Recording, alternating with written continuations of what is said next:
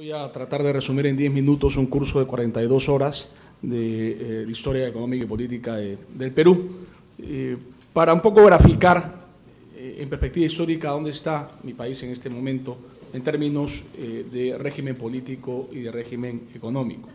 Y voy a utilizar un gráfico que ya muchos de ustedes han visto, pero que para mí es una herramienta bastante útil para mostrar cómo un cambio de régimen político tiene una incidencia fundamental en el porvenir del desarrollo y progreso económico de un país. Este gráfico es un gráfico de más de 100 años del PBI per cápita peruano, que muestra básicamente una evolución irregular, pero creciente, del Producto Bruto Interno por cabeza en el Perú, pero que muestra también un periodo crítico, un periodo en el cual el país retrocedió y tuvo una crisis política y una crisis social muy fuerte y tocó fondo hacia 1990. En el periodo, digamos, largo, hasta los años 70, el Perú se convirtió en un país urbano. Fue la gran transformación que hemos vivido prácticamente todos los países latinoamericanos, que partimos de una situación de países básicamente rurales y atrasados a países que tienen una componente, digamos, urbano ya predominante. Es la occidentalización, es la modernización de mi país. Es un proceso en el cual la interacción entre la economía y la política fue compleja. Básicamente, yo lo resumía a los alumnos del Keito hace un par de días en la siguiente paradoja.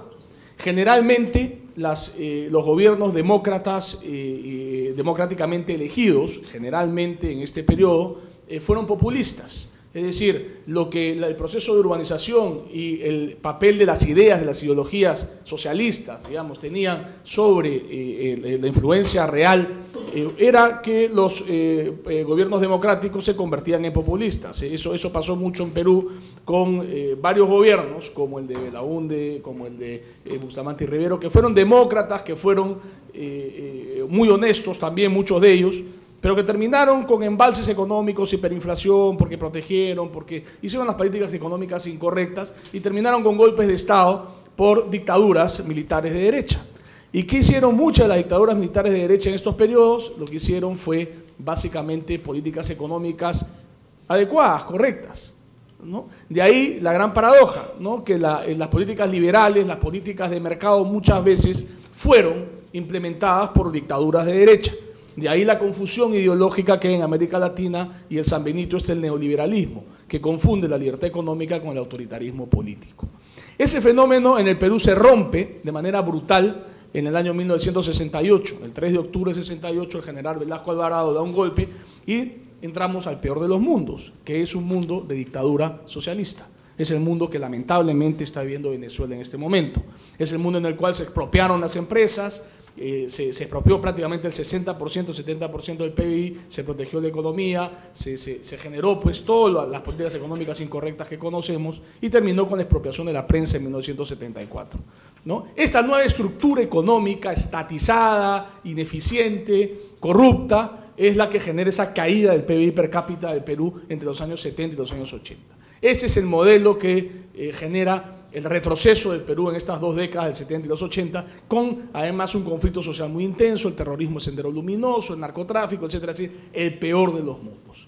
¿Qué nos hizo resurgir de esta debacle económica y política? Nos hizo resurgir las ideas promovidas por Mario Vargas Llosa.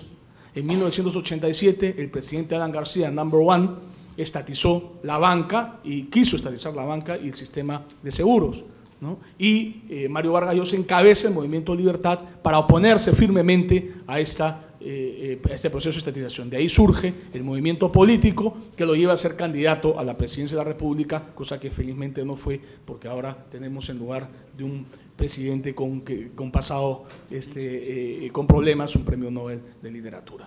Pero lo que sí pasó es que esas ideas que Mario defendió y que promovió durante ese periodo prosperaron, porque el japonés que ganó las elecciones en 1990 limpiamente, ¿no? Vino con ideas contrarias evidentemente a estas ideas liberales que defendía el Movimiento Libertad.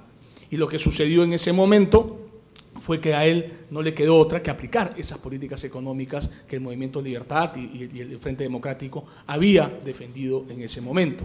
Lo que sucedió después, durante la década de los 90, es que tuvimos una vez más el llamado neoliberalismo, es decir, autoritarismo político y políticas económicas correctas. El golpe de Estado de 1992, el autogolpe, y después la corrupción que se convirtió ya en un fenómeno sistemático a finales de la década, lo que nos dejaron fue un país con un inicio de prosperidad económica, pero con una dictadura y un proceso político complejo, ¿no? En esta década ya se recuperan las bases de la democracia, ¿no? Y empezamos a tener un país que sí está prosperando con un modelo democrático, digamos que no está nada sólido, y lo voy a explicar al final.